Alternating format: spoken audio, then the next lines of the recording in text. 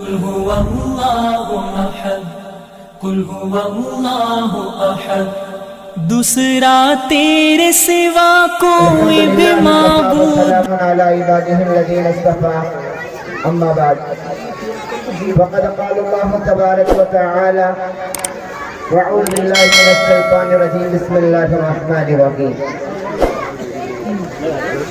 هل يستوي الذين يعلمون والذين لا يعلمون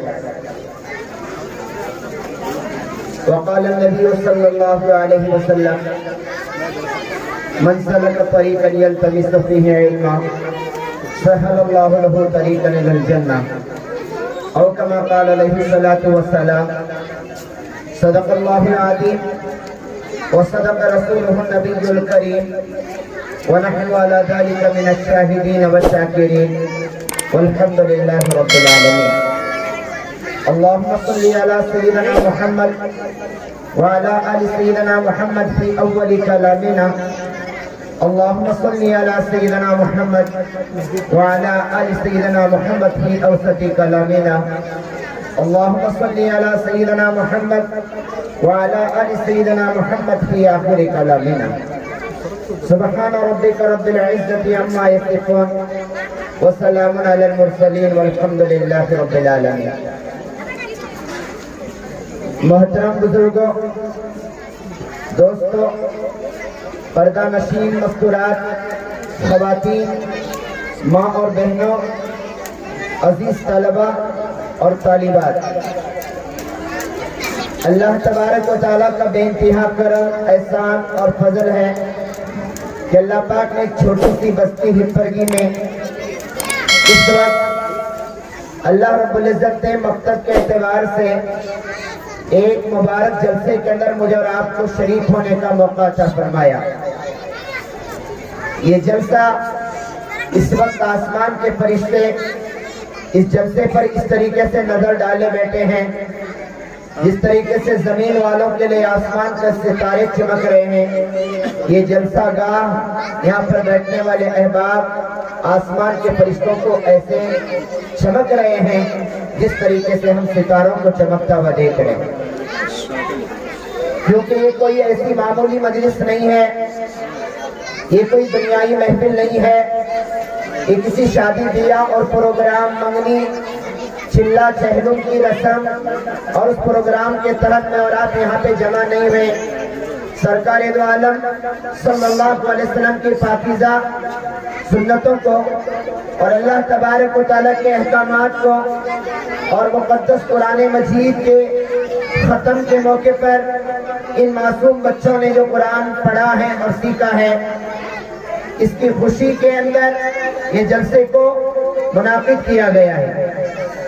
آپ لوگوں کا جذبہ، آپ لوگوں کی محبت، آپ لوگوں کے طرف سے محبت جو ملی ہے یہاں آنے کے بعد، اور ماشاءاللہ آپ نے جو اہل علم کی قدر کی ہے، علماء کی قدر کی ہے، حفاظ کی قدر کی ہے، ان کو اپنے سروں کا تاج سمجھ کر آپ نے جو احترام کیا ہے، میں آپ کا تہ دل سے شکریہ ادا کرتا ہوں اور دعا کرتا ہوں کہ اللہ تعالیٰ آپ کے نسلوں میں علماء اور حفاظ کو پیدا فرمائے، کیونکہ جس کے دل میں عالم کی قدر ہوتی ہے، جس کے دل میں حافظ قرآن کی قدر ہوتی ہے، وہ کیا جانے یہ دنیا کے اندر آج دنیا کے حکمرانوں کی، دنیا میں سیاست دانوں کی اور دنیا کے اندر کسی عہدے اور منصب کو، کسی ڈگری کو، کسی عہدے کو حاصل کرنے والی کی جو عزت کی جاتی ہے، اگر مسلمان کے دل کے اندر ایک عالم اور حافظ کی اس طریقے سے یا اس سے زیادہ عزت و احترام کا جذبہ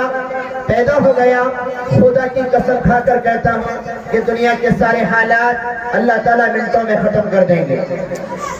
آج دنیا کے جو حالات ہیں وہ علم اور علم کے حاملین کی، علم کے جاننے والے حافظ قرآن اور عالم دین کی ناقدری کی وجہ سے آج ساری دنیا کے اندر وبال، ساری دنیا کے اندر حالات، ساری دنیا کے اندر پریشانیاں، ساری دنیا کے اندر مصیبتیں بیماریوں کی شکل میں، حالات کی شکل میں جو آ رہی ہیں، اس کی واحد وجہ یہ ہے کہ اس امت نے علم کو، قرآن کو، حدیث کو، شریعت کو، علم والوں کو بھلایا ہے اور دنیا والوں کو عزت دی ہے، جس کی وجہ سے اللہ ناراض ہو گیا ہے۔ یہ اللہ کی ناراضگی کی دلیل ہے۔ اللہ تعالیٰ جب ناراض ہو جاتے ہیں اور اپنے کنبے والوں کی اور اللہ تعالیٰ اپنے اہل علم کی ناقدری کو زمین پہ ہوتا ہوا دیکھتے ہیں تو اللہ تعالیٰ آسمان سے کہہ دیتے ہیں تو برس پڑ ان لوگوں پر، زمین سے کہتے ہیں تو اناج کے خزانے نکالنا بند کر دے۔ اللہ تعالیٰ کی طرف سے برکتیں اور رحمتیں جو زمین پہ علم والوں کی برکت سے ہو رہی ہے، اللہ تعالیٰ اس کو روک دیتے ہیں۔ نئی نئی بیماریاں جس کو ہمارے بڑوں نے کبھی نہیں سنا، وہ نئی نئی بیماریوں کو اللہ تعالیٰ سنواتے ہیں تاکہ مسلمانوں کو پتہ چل جائے، ایمان والوں کو پتہ چل جائے کہ آج دنیا کے اندر دنیا والوں کی قدر ہو رہی ہے، علم والوں کی قدر نہیں ہو رہی ہے۔ بچے آواز کریں گے کیا سنیں گے؟ نہیں تو ان کو بھی مسجد میں بھیج دیں گے تو بہت اچھا رہے گا۔ ان کو بھی مسجد میں بھیج دیں گے کیونکہ یہ اپنے عادت سے مجبور ہیں اور یہ اپنی عادت اور فطرت سے مجبور ہیں۔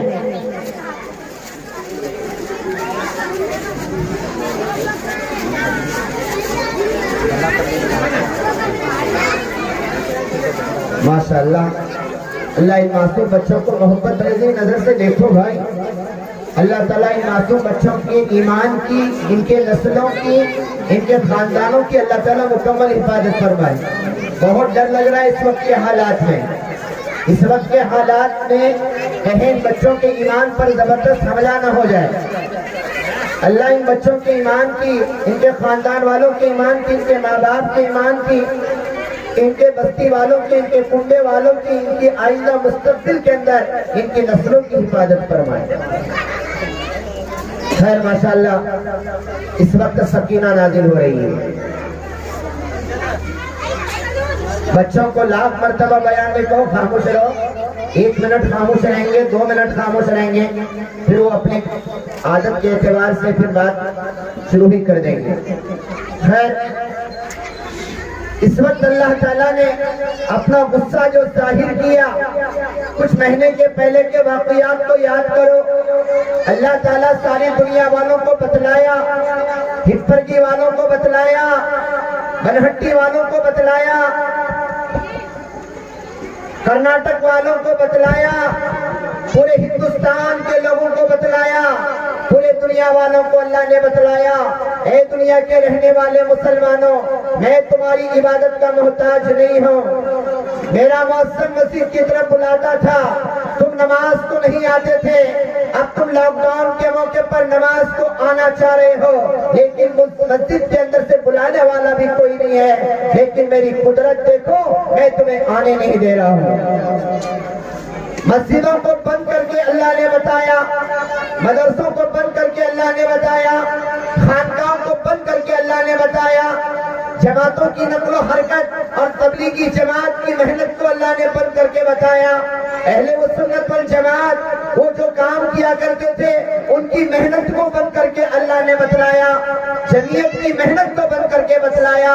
اللہ نے کعبۃ اللہ کے دروازے کو بند کر دیا، حج کو بند کر دیا، عمرے کو بند کر دیا، سرکار کے دربار کو بند کر دیا، اپنے دربار کو بند کر دیا اور کہا کہ مسلمانوں سارے دروازے میں نے تمہارے لیے بند کر دیے ہیں، اب بتاؤ تم کہاں جاؤ گے؟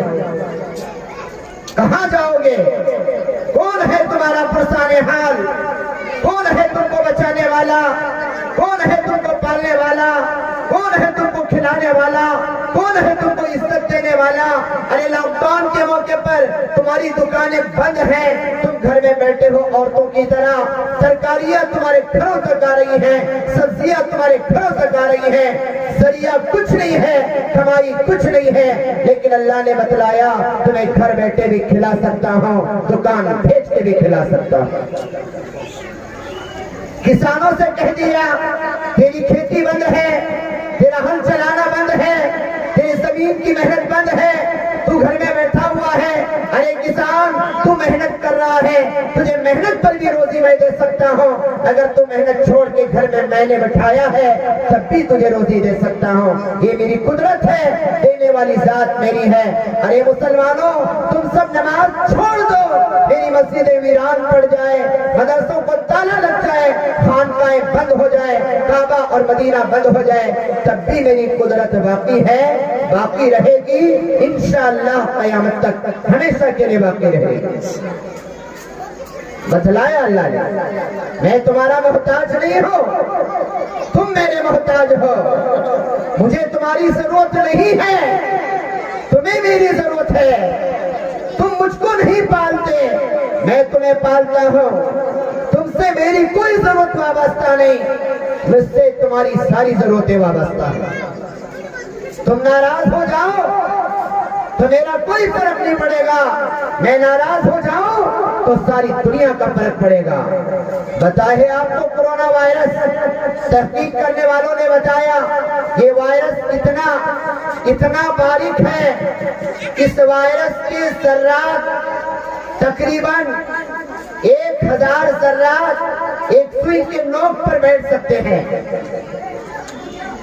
تحقیق کرنے والوں نے بتایا اس وائرس کے 1000 ذرات سوئی کے نوک پر بیٹھ سکتے ہیں۔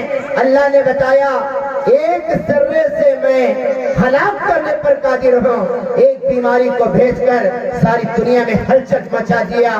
بتلایا کہ میری ایک بیماری دنیا کی ساری طاقت کو فنا اور برباد کر سکتی ہے۔ تمہارا نشہ اتر گیا کیا نہیں اتر گیا؟ حکمرانوں تمہاری دولت کے خزانے ختم ہو گئے، تم ایک بیماری کو نہیں روک سکے۔ ارے دنیا کی سپر پاور طاقت والوں، تم کرونا وائرس کا مقابلہ نہیں کر سکے، تم ہسپتال کے مریضوں کو نہیں بچا سکے، اور تم مریضوں کی ایک سانس کی قیمت کو ادا نہیں کر سکے۔ بتلاؤ بیماری کیسے پھیل رہی تھی، سانس لینے میں تکلیف ہو رہی تھی، اللہ کا شکر ادا کرو دن میں کتنی مرتبہ سانس لیتے ہیں، ایک ایک سانس پر میری جان اللہ کے لیے قربان ہو جائے، ایک ایک سانس اللہ کی کتنی بڑی نعمت ہے۔ اللہ نے وائرس دے کر بتلایا کہ سانس کتنی بڑی نعمت ہے۔ ماسک لگا کے گھوم رہے ہو، سوشل ڈسٹینس رکھ رہے ہو، گھر والا کسی بازو والے کو ملنے نہیں جاتا۔ میرے گاؤں کا واقعہ ہے، ایک عورت کا انتقال ہو گیا، 4 جوان بیٹے، 5 بیٹیاں شادی کر کے گئی ہیں، ایک بیٹے اور ایک بیٹی کو بھی ماں کے جنازے میں شرکت کا موقع نہیں ملا۔ اللہ نے بتایا، اللہ نے اپنی قدرت بتائی، بیماری میرے طرف سے ہے، شفا میرے طرف سے ہے، تم اپنے آپ کو کیا سمجھ رہے ہو؟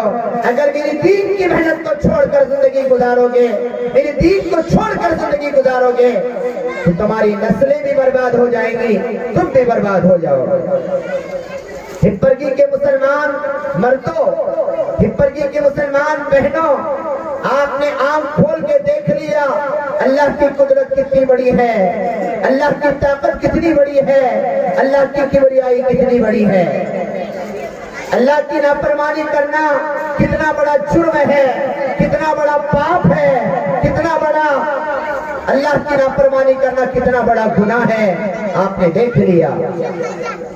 جس کو خدا بچایا وہی بچ گیا، جس کو خدا بچانا نہ چاہا وہ دنیا سے چلا گیا۔ میں اور آپ یہاں پر بیٹھے ہیں، کوئی اللہ نے مجھے اور آپ کو ایک اور تمہارا زندگی عطا کر کے بتلایا۔ ارے مسلمانوں، گزشتہ کا رمضان تمہارا گھروں میں گزرا ہے، تم مسجد کو آ کے تراویح پڑھنا چاہتے تھے، تم نہیں آ سکتے تھے، تم مسجد میں روزہ کھولنا چاہتے تھے، نہیں کھول سکتے تھے، تم رمضان کے مہینہ اپنے گھروں میں گزارا، تم نے عید کی نماز اپنے گھروں میں پڑھی ہے، تم نے جمعہ کی نماز اپنے گھروں میں ظہر ادا کی ہے۔ اس آنے والے رمضان سے پہلے ذرا ٹھنڈے دماغ سے سوچ لو، 1.5 مہینے کے بعد جو رمضان آ رہا ہے، کہیں اللہ پھر سے ناراض ہو کر رمضان سے پہلے ہماری مسجدوں کو اور بند نہ کر دے۔ توبہ کر لو، توبہ کر لو، سچی توبہ کر لو، کہیں اللہ ناراض ہو کر پھر رمضان کا مہینہ ہمارے لیے بند نہ کر دے، مسجدوں کے دروازے ہمارے لیے بند نہ ہو جائیں۔